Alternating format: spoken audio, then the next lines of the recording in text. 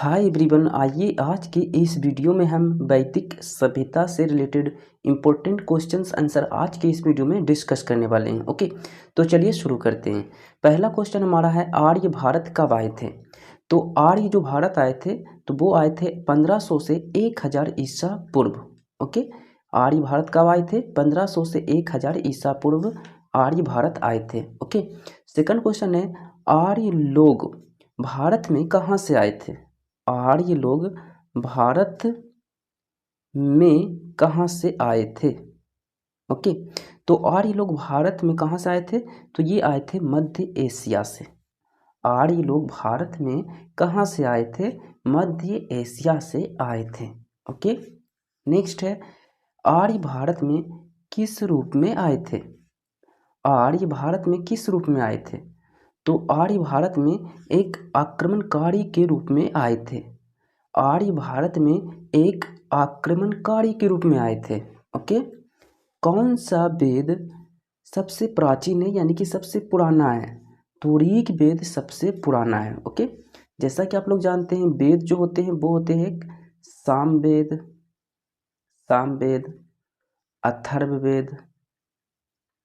Atharvaveda, Yajurveda. Okay, Yajurveda. Okay, और फिर ऋग्वेद। तो सबसे पुराना कौन था? ऋग्वेद था। ठीक है, नेक्स्ट है, ऋग्वैदिक आर्य किस भाषा का प्रयोग करते थे? तो ऋग्वैदिक आर्य जो है संस्कृत भाषा का प्रयोग करते थे। ओके, शास्त्रीय संगीत के सिद्धांत की विवेचना की गई है। देखिए, शास्त्रीय संगीत की सिद्धांत की विवेचना जो की गई वो सामवेद में की गई है। कौन सा वेद में की गई है? सामवेद में। ओके, नेक्स्ट है, वैदिक युग के लोगों द्वारा सर्वप्रथम किस धातु का प्रयोग किया गया था? तो वैदिक युग में लोगों द्वारा सर्वप्रथम तांबा धातु का प्रयोग किया गया था। ओके, ब्राह्मण जिसे कि आज एक श्रेष्ठ वर्ग के रूप में समझा जाता है, किसकी जड़ें थी?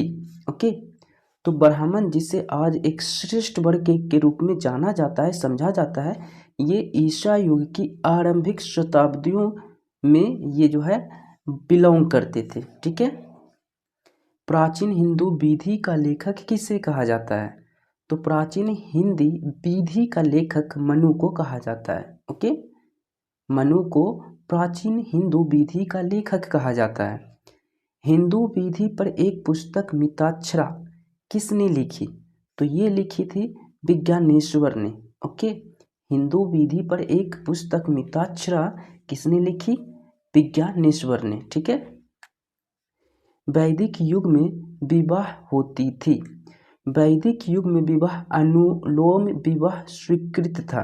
ओके, अब यहाँ पे हम लोग समझते हैं अनुलोम विवाह आखिर होता क्या है। ठीक है, देखिए, अनुलोम विवाह जो है शास्त्रों द्वारा मान्य विवाह है। ठीक है, शास्त्र में इसका मान्यता है। इसके अंतर्गत ब्राह्मण वर्ण लड़का यानी कि ब्राह्मण के लड़का जो जो होते थे वो अपने वर्ण के अलावा यानी कि ब्राह्मण के लड़का ब्राह्मण लड़कियों के अलावा वो क्षत्रिय, वैश्य, शूद्र वर्ण में विवाह कर सकता था।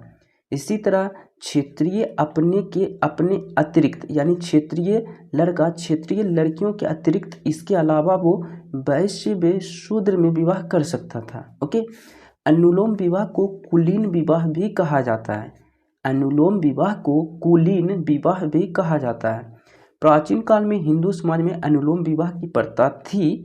जैसे जैसे जाति उपजातियों में विभाजित हो गई यह प्रथा समाप्त हो गई। ठीक है, वह सही तिथि यानी कि दिनांक यानी कि डेट, कर्म क्या है यानी कि सीरीज, वह सही डेट का सीरीज क्या है जिसमें निम्नलिखित ने भारत पर आक्रमण किया। ठीक है, तो देखिए, सबसे पहले यूनानियों ने भारत पर आक्रमण किया, उसके बाद कुषाणों ने किया, उसके बाद हून ने भारत पर आक्रमण किया। तो इस तरह ये सीरीज में यहाँ पे आप मैंने आंसर लिख लिया। ठीक है, ऐसा नहीं होगा कि पहले कुषाणों ने किया फिर यूनानियों ने फिर हून ने, ऐसा नहीं है। सीरियल वाइज पहले यूनानियों ने किया भारत पर आक्रमण, उसके बाद कुषाणों ने किया, इसके बाद हून ने भारत पर आक्रमण किया। ठीक है, तो ये एक सीरीज के रूप में आपको क्वेश्चंस बोल रहा था कि कौन सा सही सीरीज है, तो ऑप्शन में जो राइट आंसर था यहाँ पे मैंने लिख लिया। ठीक है, स्कंद पुराण में गढ़वाल को किस नाम से जाना जाता है? तो स्कंद पुराण में गढ़वाल को केदार खंड के नाम से जाना जाता है। ओके, शब्द निष्क का अर्थ वैदिक काल में आभूषण था, जिसका अर्थ बाद में प्रयोग हुआ सिक्का के रूप में। किसके रूप में प्रयोग हुआ? सिक्का के रूप में प्रयोग हुआ। ठीक है, ऋग्वेद में वर्णित देवताओं में से सबसे प्रमुख देवता कौन था? तो वो था इंद्र। ओके, इंद्र सबसे प्रमुख देवता ऋग्वेद में सबसे प्रमुख देवता माना जाता था। ठीक है, वैदिक देवता इंद्र ईश्वर थे। तो वैदिक देवता इंद्र जो ईश्वर थे वो थे वर्षा और ब्रज के ईश्वर जाने जाते थे। ठीक है, वर्षा और ब्रज के ईश्वर जाने जाते थे। ठीक है, ओके,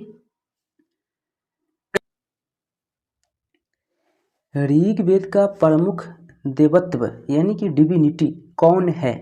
तो ऋग्वेद का प्रमुख देवत्व अग्नि है। ठीक है, अग्नि। ओके, भारत के प्रतीक चिन्ह की आधार पट्टी पर अंकित शब्द सत्यमेव जयते किससे लिया गया है? ठीक है, यानी कि किससे लिए गए हैं? तो ये लिया गया है सत्यमेव जयते मुंडकोपनिषद से सत्यमेव जयते लिया गया है। ठीक है, पुराणों की कुल संख्या कितनी है? तो पुराणों की कुल संख्या 18 है, यानी कि 18 है। ठीक है, गायत्री मंत्र का सर्वप्रथम उल्लेख कहाँ मिलता है?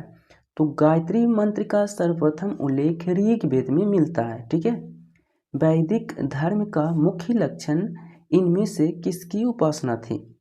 तो ये थी प्रकृति की उपासना। वैदिक धर्म का मुख्य लक्षण किसकी उपासना थी? प्रकृति की उपासना थी। ऋग्वैदिक काल से पूर्व यानी कि पहले आर्यों का मुख्य व्यवसाय क्या था? तो वो था पशुपालन। ऋग्वैदिक काल से पहले आर्यों का मुख्य व्यवसाय यानी कि बिजनेस क्या था? पशुपालन था। ठीक है, 4 आश्रम निम्नलिखित से संबंधित है। तो 4 आश्रम जीवन के चरणों से संबंधित है। ठीक है, वैदिक साहित्य में प्रयुक्त व्रीहि शब्द का अर्थ क्या है? तो वैदिक साहित्य में प्रयुक्त यानी कि उपयोग व्रीहि शब्द का अर्थ होता है चावल। ओके, पाणिनि किस विषय के प्रसिद्ध विद्वान थे? तो पाणिनि जो थे वो थे भाषा और व्याकरण के प्रसिद्ध विद्वान के रूप में जाने जाते थे। ओके, आर्य समाज खाली स्थान वर्गों से विभाजित था। तो आर्य समाज 4 वर्गों से विभाजित था।